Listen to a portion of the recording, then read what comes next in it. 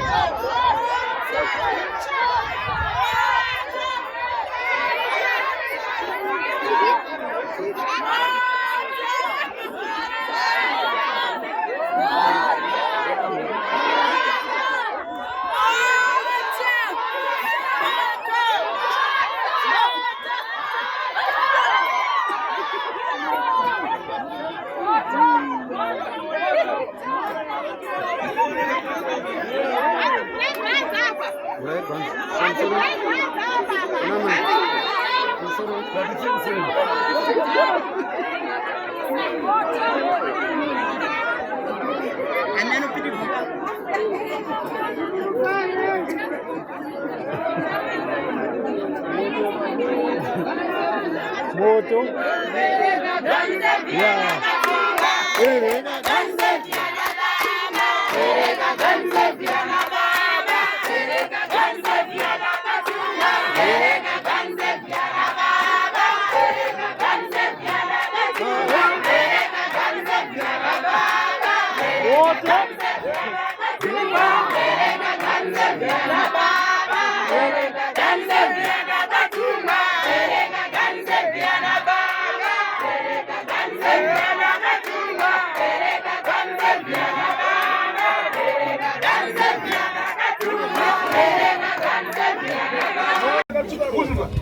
Saka mrumakatiza mai.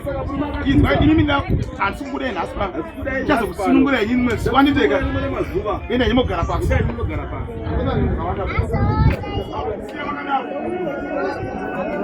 Chinawo. Anita. Nokumbira mwatendere Mungu anogadzana chimbo katatiche matendere zero. Katatiche no chimbo kasirai. Chete. Ndongo hapo hosha ndongo.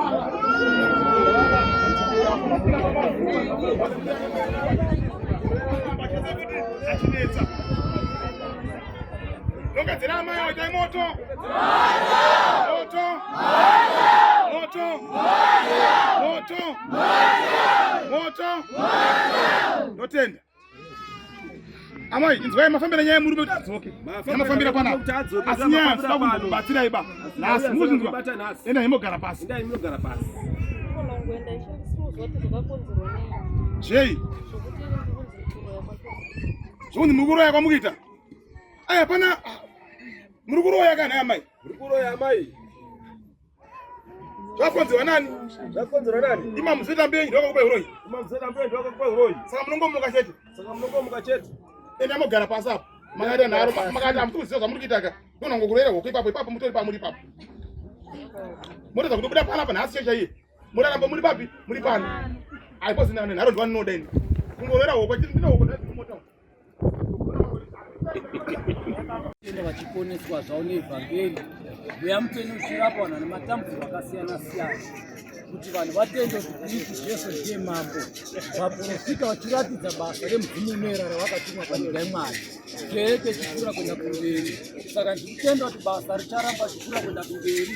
Jesu achitaura paMatthew 28 anotendai pasi rose muparidze zvipo zvose ivhangeri, vanorwara muvarape vose, mweya mutsvene ucharapa vanhu vari kurwara panyama.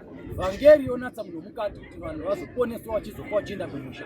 Saka vatungamiri vakereke kubata chengetai kereke yaMwari kusvika Jesu achidzoka. Ndinotenda mutumwa mazango ari pakati pedu. Mwari achiite zvakanaka.